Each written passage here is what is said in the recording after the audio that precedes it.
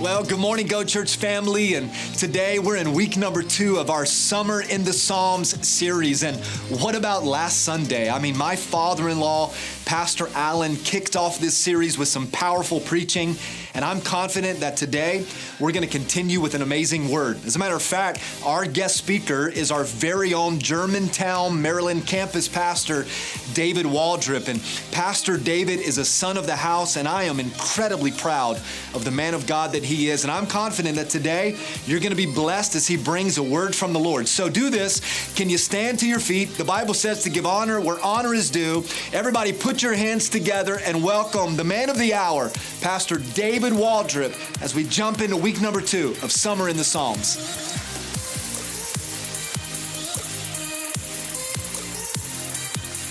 All right. Hey, thank you so much. You guys can be seated. You guys are so generous. I am going to jump right in as soon as I give honor because I really believe in that. So the first thing I want to do is just honor Pastor JC and Kimberly. Thank you so much for your leadership. Let me tell you, for those watching online, for those in this room, this is the most difficult year to ever be in leadership. And our pastor has led with such confidence in the Word of God. He has led in a spirit of vulnerability and humility. I'm honored to be a part of this team and serve under your leadership. I love you, Pastor JC. In the comment section and in the room right now, can we just tell our lead pastor, thank you.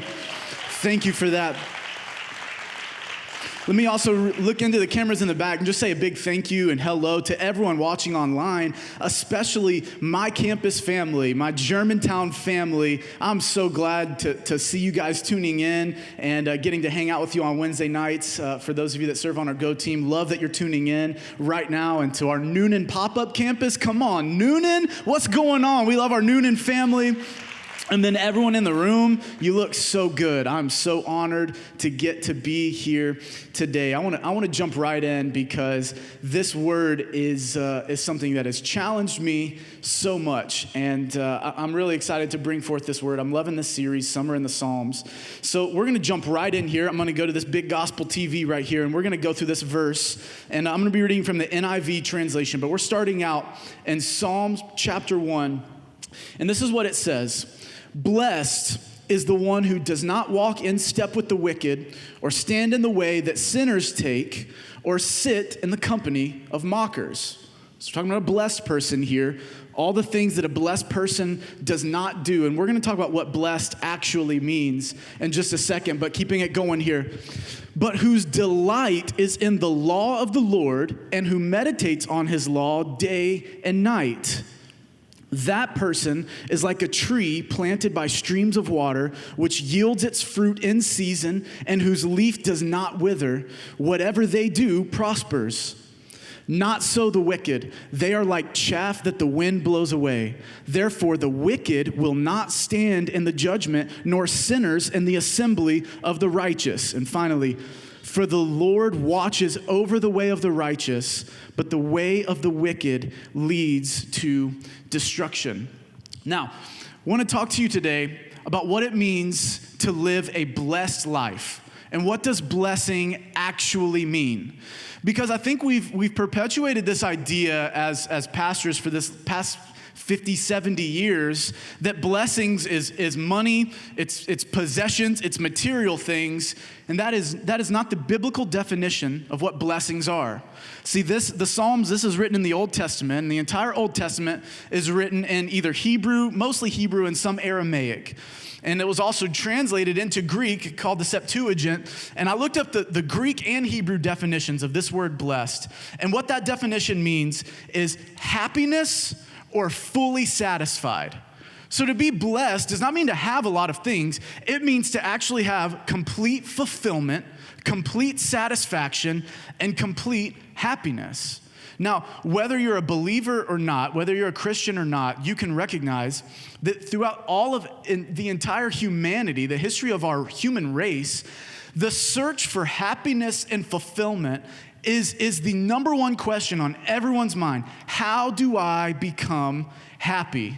And there have been thousands and thousands and tens of thousands of books written on how to be happy. So many steps to happiness. This is the real secret to happiness. And the reason they keep writing these books over and over and over again is because, to be honest, they don't work. Now, they introduce some good ideas, and they bring some good thoughts to our mind, but the reality is it fails, because when you use these self-help books alone, it doesn't really bring you satisfaction and fulfillment. So I want to tell you today, save your money, because in Psalms chapter 1, everything that we just read, it answers those two basic questions.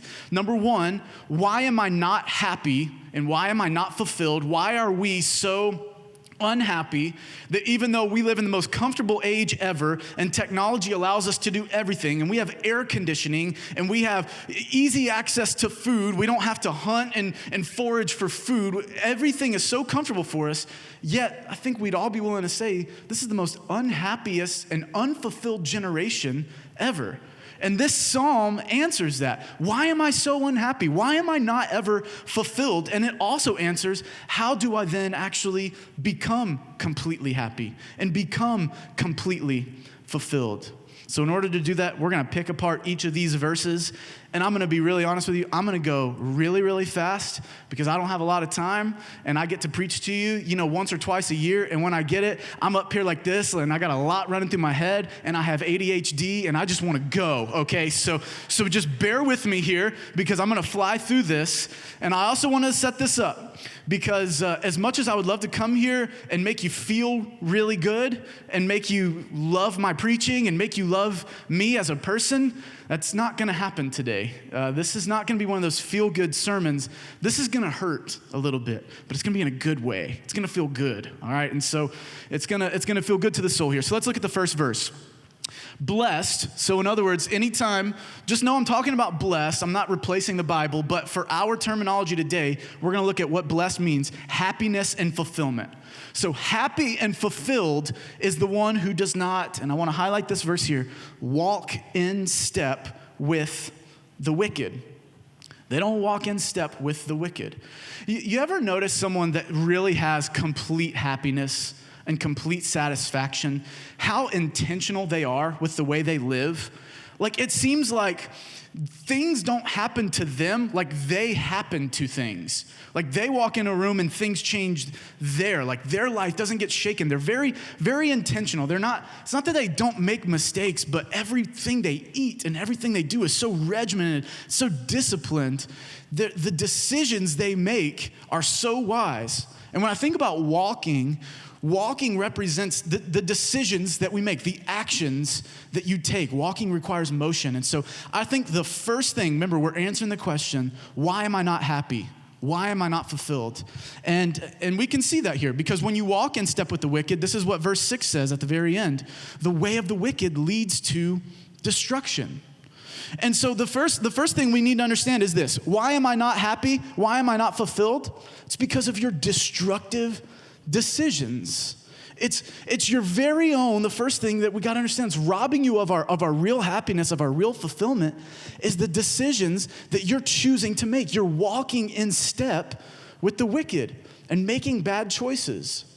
And what makes me so heavy-hearted as a pastor is when I see that people constantly making destructive decisions, and then when they end up in destruction, they blame God for that destruction, and they leave their faith because, after all, how could God allow this destruction in my life? And they're not seeing that the heart of this is the destructive decisions. We've made a decision to walk in the way of the wicked, and then it ends up in destruction, and we blame God.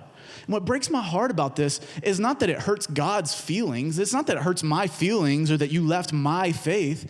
It hurts because you're never going to get to the real heart of the issue, which is your decisions. And you'll end up going through your whole life playing the victim, and it's always God's fault, or it's always the devil's fault, or it's always your parents' fault, or it's always, so-and-so's fault or this fault, when, to be honest, you're making bad decisions that are undermining your happiness. The direction of your life is determined by the decisions that you make. And so let me ask you, where are you going? Where are you going?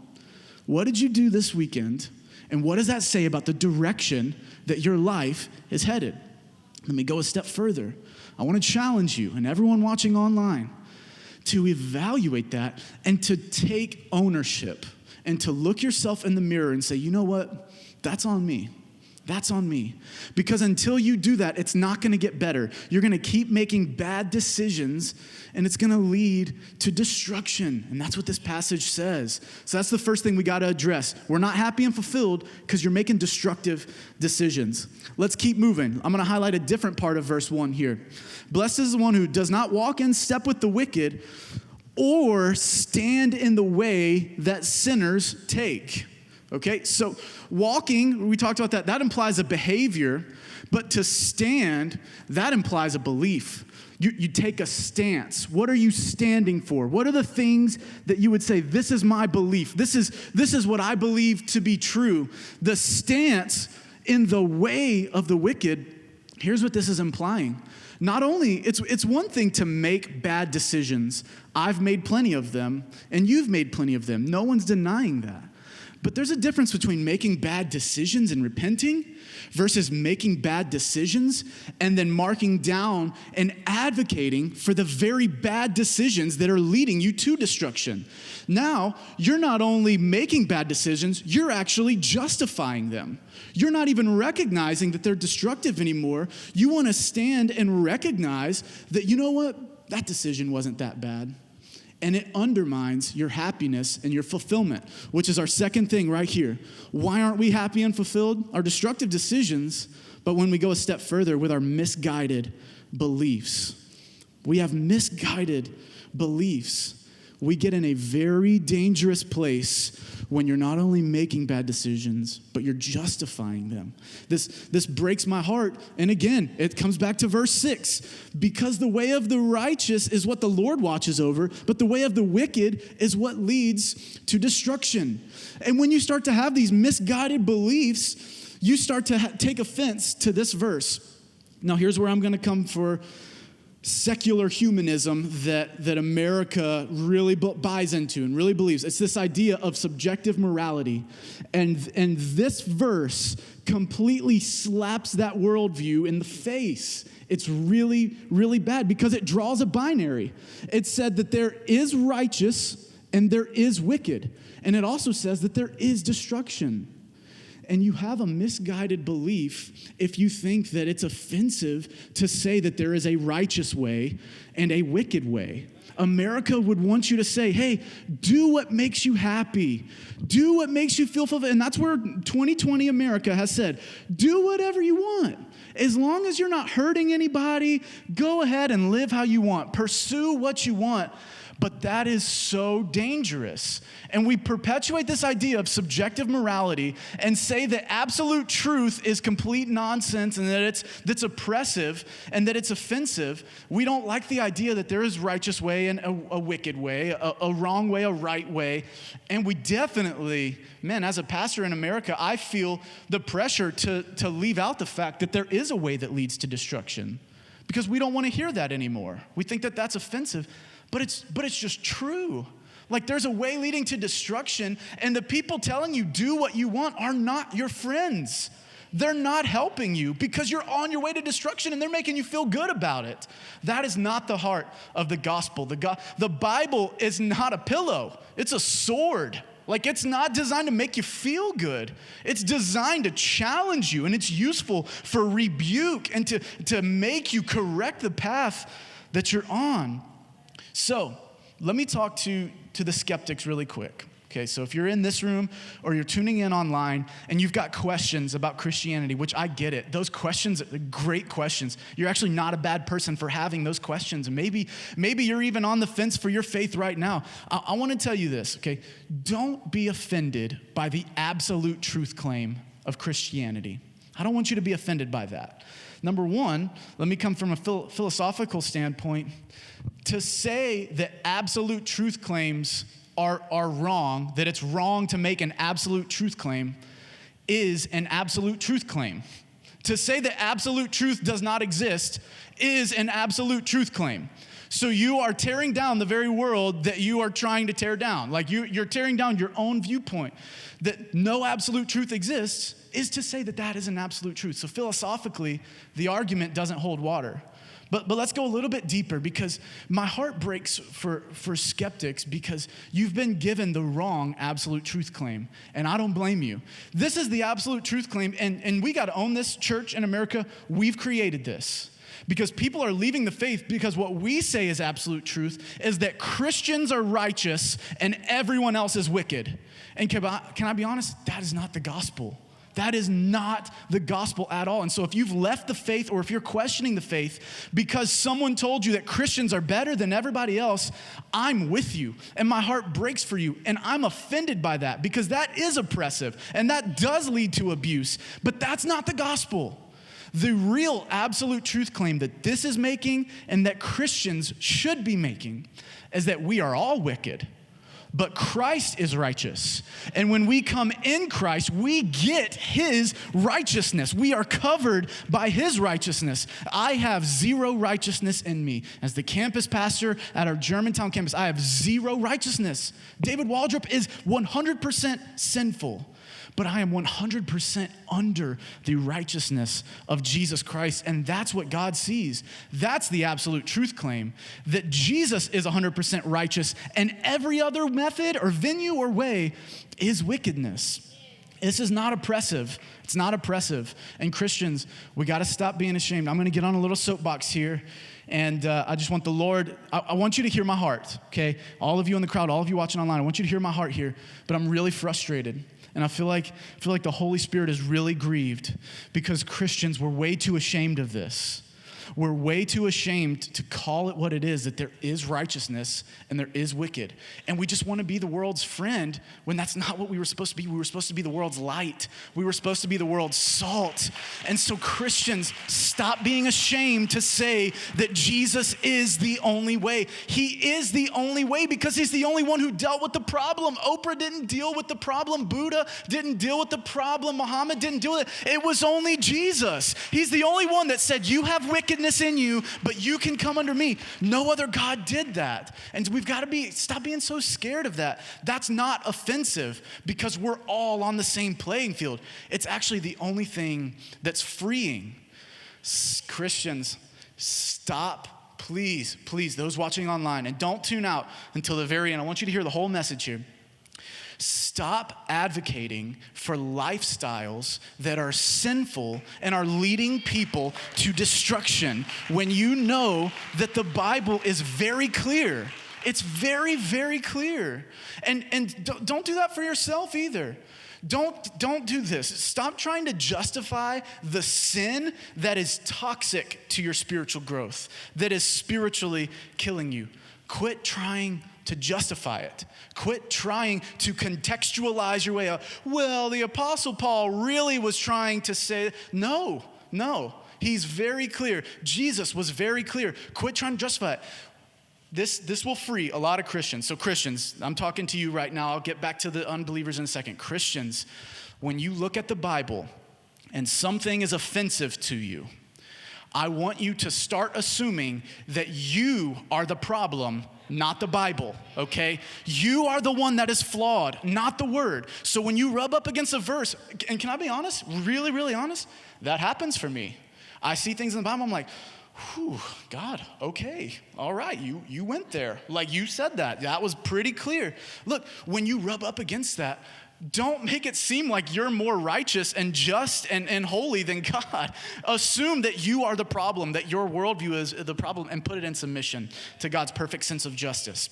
So, David, that's all fine and good, and you're rambling here. What does that have to do with my happiness and my fulfillment? The answer, absolutely everything.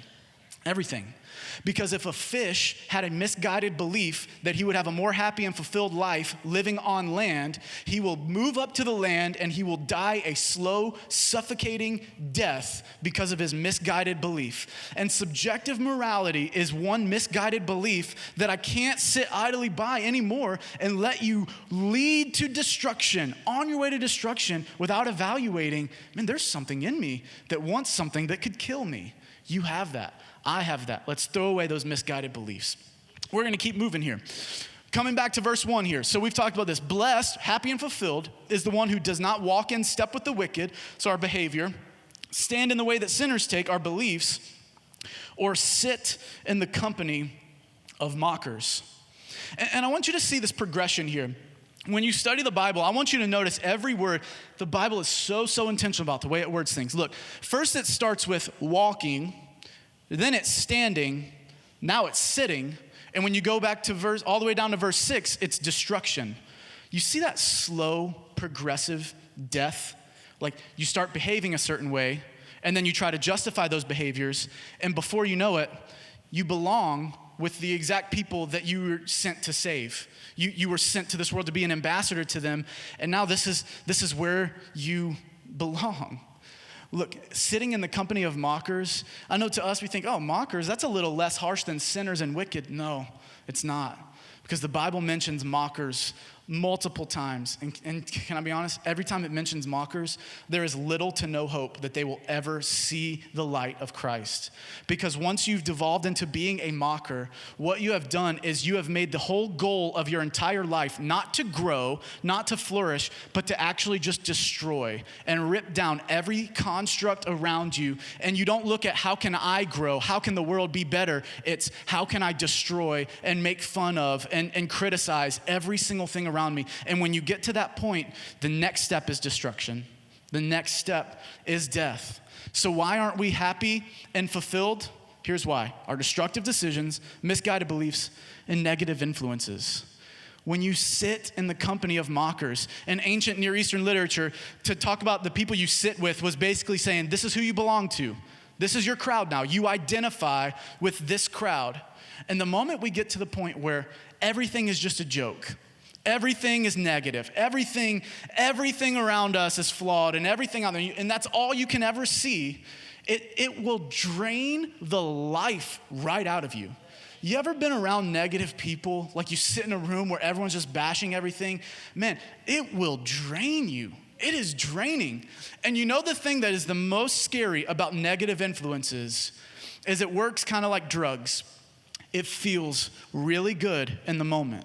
I want you to be real. Come on, don't come in here acting all holy. It feels really good when you're around the water cooler at work to bash all of your coworkers. It feels really good to talk about how much you hate so-and-so and how annoying is so-and-so and how it feels good because you have a common goal. You have a common enemy. But what happens is the more you start to do that, it just starts to kill you a little bit. Like it kills your joy. And you know this, the most joyful people are the least negative. Like it's the people that refuse to participate in the gossip. The more you partake, the more negative you feel. And here's the problem. If the only thing that brings you happiness is the destruction and criticism of others, then the only thing that's gonna be left in your world is nothing. Because you're gonna destroy everything. If destruction is what brings you happiness and fulfillment, then you will end up empty and alone, and eventually you too will be destroyed. Because when you invite down criticism on negativity and criticism on bad things, you've got that in you. Okay, so if you want God to wipe out every bad thing in the world, you've got to understand you're part of that bad thing. Like, man, if I had another 30 minutes, I would talk about cancel culture right now because Jesus is not cancel culture. You should thank God that Jesus did not want to cancel you because of your sin. Jesus is a redeemer. He's not a canceler. And we need to quit looking at the world at what else can we cancel? What else can we boycott? What else can we quit? That's not the gospel. Now, don't hear what I'm not saying. Sin is real, and we should call it out. That's what I just talked about misguided beliefs. But the fact is, our goal should not be to destroy. We were put on this earth to develop it, to bring shalom to the earth. That was what we were created to do, not to destroy it, not to rip it apart. That's why negative influences will never help you. I'm gonna skip ahead because I wanna get to some stuff. This is so good. Basically, this just tells you what a mocker is and how to identify if you are one or if your friends are one. Whoever corrects a mocker invites insults. Whoever rebukes the wicked incurs abuse.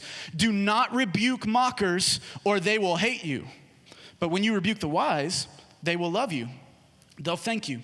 Look, two things I wanna tell you. You will never be fulfilled or happy if you get to a point where nobody's allowed to call you out. You'll never be happy. If your level of offense, if you can only handle this much criticism from here to here, that's how small you're gonna be your entire life. The level to which you're offended is the level to which you're gonna grow. But if you're willing to say, you know what, I trust you, I'm not talking about allowing people to hurt you. I'm talking about the people that love you enough to call you out. If you're willing to say, you know what, you're not gonna offend me, what do I need to do? That's wisdom. That's wisdom. But whenever you hate people that try to correct you and call you out on your sin, you're a mocker. That's what mockers do. Don't be that way.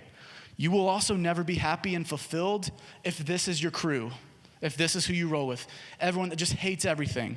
Everything is bad. Everything is wrong. Yes, everything is flawed. We live in a sinful world, but come on. Let's not be that way. Let's allow the rebuke to shape us. So, now we've identified why aren't we fulfilled, okay? Our decisions, our beliefs, our influences. Now let's get to the good stuff here. Let's get to the heart of what this verse is all about. Verse 2. But this is talking about the blessed person whose delight is in the law of the Lord and who meditates on his law day and night. Now let me explain to you. When it says the law of the Lord, it's not talking about the part of the Bible that tells all the rules. It's not talking about the 10 Commandments and all the rules of how to live. It's talking about the entire message of the Bible being the supreme law of your life, making the entire message of the Bible your supreme law. Happy, fulfilled people, they have a different delight than unhappy and unfulfilled people. So, here's the question, okay? If you've tuned out, and if I've been really boring to you this whole time, now's the time to tune back in, because I'm gonna answer the question, and this question, the answer doesn't come from David Waldroup. It comes from this passage here, and I want you to see this. Stop buying the books. Here's the answer. How can we become happy and fulfilled? You wanna know? Here it is. How do we become happy and fulfilled? When we stop looking for happiness and fulfillment. Okay, look, this is not a typo, okay? And I get that. It's like, that's confusing. How are you telling me that I can be happy by not looking for happiness and fulfillment? You've got to understand this principle. If you can understand this, you will be so much more fulfilled, and it will lead you so much closer to Christ. Happiness and fulfillment cannot be the end goal, and the end of your journey is eventually finding it. That can't be. It will leave you empty. Happiness and fulfillment are just the byproduct of searching for something that's better. You will not get happiness as the end. It will only come as a byproduct. Here's what I mean. The best way to ruin a beautiful moment, okay? Like watching your child be born, or I remember when I stood right here and watched Esther wave at everybody. She's got a good hair day right now. She's looking good. She just got that balayage, whatever. It was expensive. That's all I know. But I remember standing right there watching Esther come down the aisle. And you know how I would have poisoned that moment? If I would have thought, man, I wish this moment would never end. If all I thought about was, I don't want it to end. I don't want it to end. Please don't end. Please don't end. I would have missed the moment. But it was the most satisfying, and it was the greatest moment outside of receiving Christ that I have ever had and will ever have on this earth. Because I wasn't thinking about how much longer till it's over. Don't let it end. I was just in that moment. To say, I wish this moment could last forever, that's going to be the fastest moment of your life. Or how about this? The best way to drive away someone that makes you happy is to start trying to figure out ways that they could actually make you happier. Where it's like, okay, yeah, you're making me pretty happy. Oh, but if you also did this, and this, oh man, that would be even better and better. And eventually, you get devoured by your own pursuit of happiness because you're hyper aware of every sense of emptiness. Whenever it's like, if I just had a little bit more, then I'd find real fulfillment. And can I be honest with you, there's nothing on this world that's going to give you that little bit more. You're not going to be filled up, ever. And you're going to turn everything else into your source, and you're going to feel left empty. So what does the psalmist say that we should do? I'm going to throw it back up here, just to make sure you remember this. It's not seeking after. It doesn't say blessed people's delight is in happiness and in fulfillment. No, it says blessed is the one whose delight is in the law of the Lord and who meditates on his law day and night. And if that's too Old Testament for you, let's talk about things Jesus said in his greatest sermon that he ever preached. This is good. This is a good sermon here because it's not mine. This came straight from Jesus. Blessed, happy and fulfilled, are those who hunger and thirst for righteousness, for they will be filled. In other words, the only people that will ever feel empty on this earth are the people that are not looking for righteousness. Same sermon, one chapter later. But seek first as a priority, first his kingdom and his righteousness. And all these things will be given to you as well. The only time you'll ever be missing is when you're not seeking first his kingdom and his righteousness. Here's the point. And what I'm about to put on the screen here, it's not going to come natural to you.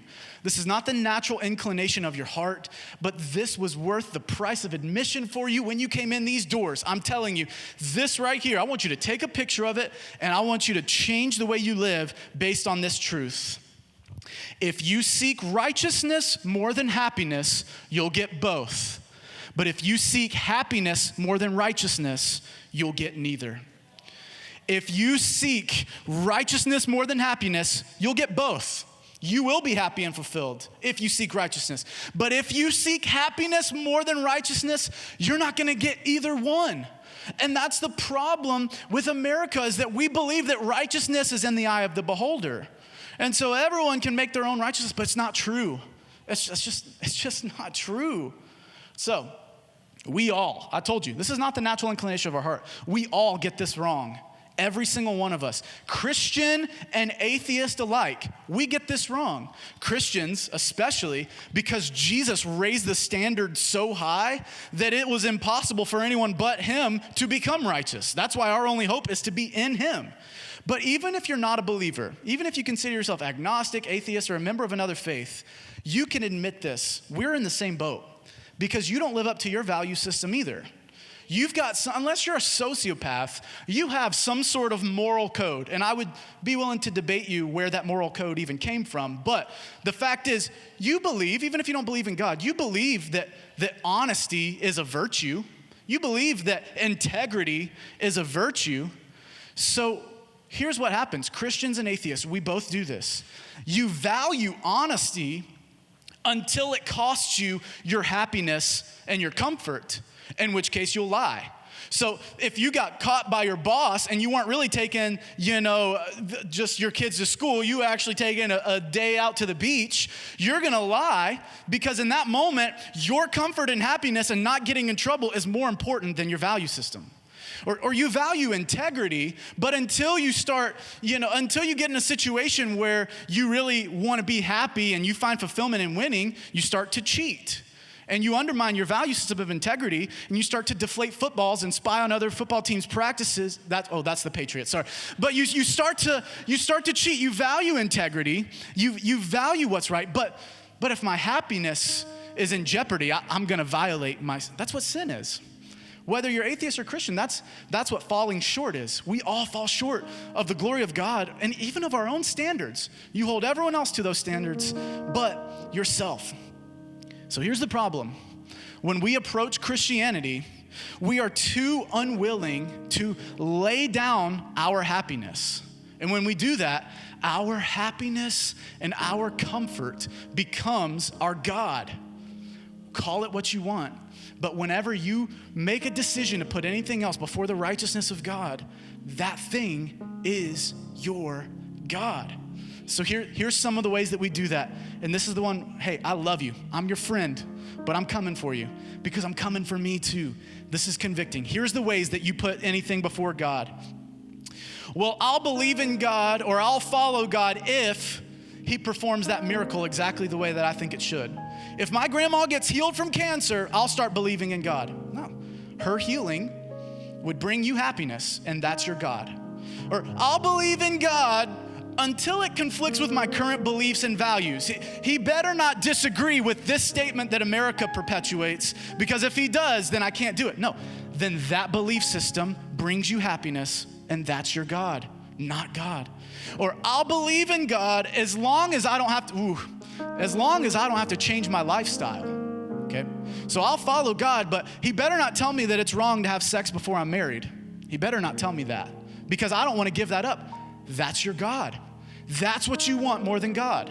So of course it's not going to work. Christianity is not going to work for you because God is not first in your life. That thing. God, I'm willing to follow God, but don't tell me to give up drinking. Don't tell me to give up smoking, those things. Don't make me give up those prescriptions that I'm abusing. Look, that's your God. If you put anything before him, that becomes your God. Or I'll believe in God, or I'll start following God unless it ends up costing me something else. Friends, I don't want to lose my friends. They'll feel bad. Or don't ask me to give my money. Being a Christian means I got to give my money? No, I'm not doing that. My time, my status, look, those things are your God. Any of those prerequisites, any of those conditions you put before him, that's your God. And here's why that's bad. It's not because I'm better than you, because God's my God, and those things no. Those things are going to kill you, and they're going to take away your happiness and fulfillment because they can't deliver. They're an insufficient source. So, how are we supposed to know? How are we supposed to know when we're doing this? How can we know that we're living in this thing the right way? Because look, you might be saying, Pastor David, I agree with all those things, and I feel like I am putting God first, and I feel like I am doing everything you just said. But what am I supposed to do when life gets hard? Like really, really hard. Like the doctor just gave a bad report, or I just lost my job, or so-and-so just walked out on me. Am I supposed to just be happy and pretend that everything's okay? Short answer, absolutely not.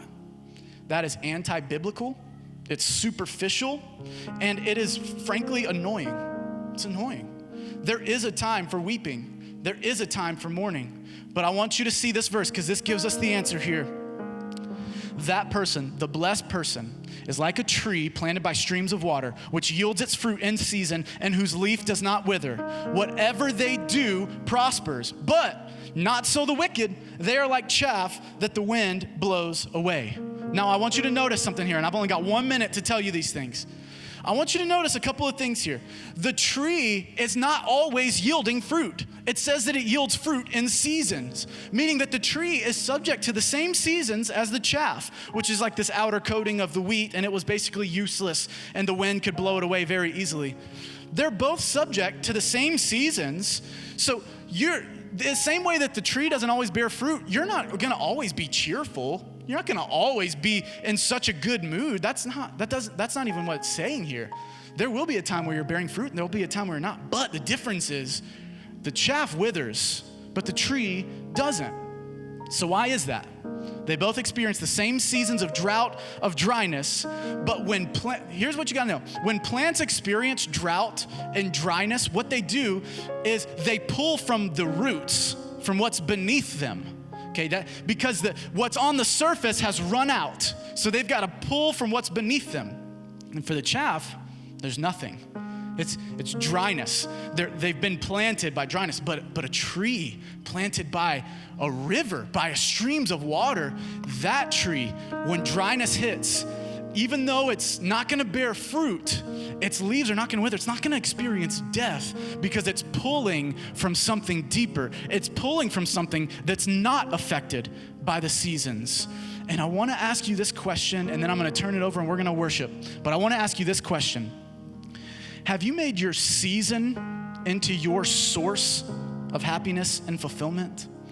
Like, do you feel like you can only be happy as long as all the conditions are good? You're only going to feel fulfilled? Because if so, dryness is going to take away those resources from you, and you're going to blame God when it happens, because pain is going to come to Christians and non-Christians alike. And when it comes, you're going to make the worst mistake you could make, and you're going to think it's God's fault, and you're going to leave him behind because you have nothing else to pull from. Where are you planted? Come on, that's where happiness comes from. By seeking something other than happiness and fulfillment, and by being planted by streams of water, where God is not affected by the seasons like we are, and you can pull from that. That's what the message of faith is. Don't walk out on God. Please don't walk out on God because life got hard. pull from something deeper. And if you've got nothing deeper, then root yourself by the streams of water. Root yourself in Christ. Because you can experience, we just sang about it and we're about to sing about it right now. You can experience the goodness of God, whether it's a season of blessings or a season of dryness. You can experience the goodness of God. So come on, all across this place, can we just make some noise for Jesus? Here's what I want you to do. I want you to stand up on your feet right now. I'm gonna turn this over to our worship team, and I want you to consider this question. What's your source? Is it your season, or is it the streams that can come from only God? Come on, think about this. No one moving around. Let's worship, and let's praise him for that.